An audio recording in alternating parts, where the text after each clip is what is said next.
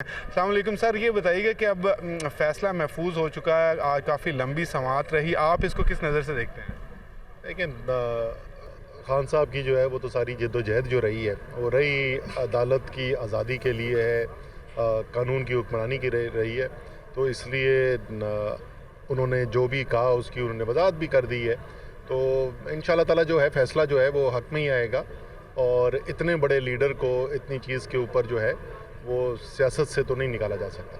अच्छा, ये बताइए कि दोनों जो अदालती मुआवनीन थे उन्होंने भी इस हक़ में वोट दिया है कि अदालत जो है इस मुआफ़ी को जो अभी तक जवाब जमा कराया उसी को एक्सेप्ट करे और उसके बाद इनको माफ़ कर दिया जाए। जी बिल्कुल ऐसा ही है और बशमूल हुकूमत ने जिनको लॉयर को कहा था उनकी भी राय यही है कि कॉन्डक्ट जो है इमरान खान का उससे ज़ाहिर है सामने नज़र आता है। उन्होंने उसके अगले दिन बयान भी दे दिया था कि हम तो लीगल एक्शन की बात कर रहे थे और लीगल एक्शन ले भी लिया, ऐसे नहीं ज़ुबानी कलामी नहीं था और वो हक भी बनता है, लीगल एक्शन लेना वक्त बनता है। उसके जो अल्फाज का चुनाव था उसके ऊपर जज साहिबान को तहफ़्फ़ुज़ात थे, कुछ सवालात पूछे थे, उसकी भी तौसीक़ कर दी गई है, उसकी भी जो है एक्सप्लेनेशन दे दी गई है। तो मेरे ख्याल में तो इंशाल्लाह ताला कल जो है वो ये केस ख़त्म हो जाएगा। अच्छा, ये बताइएगा कि आज हम देखते हैं हमेशा आप तो ख़ास तौर पे और अली भाई अंदर चले जाते हैं, आज आपको भी अंदर जाने की इजाज़त नहीं दी गई। कहा गया था कि आपने अपना पास जो है वो रिन्यू नहीं करवाया।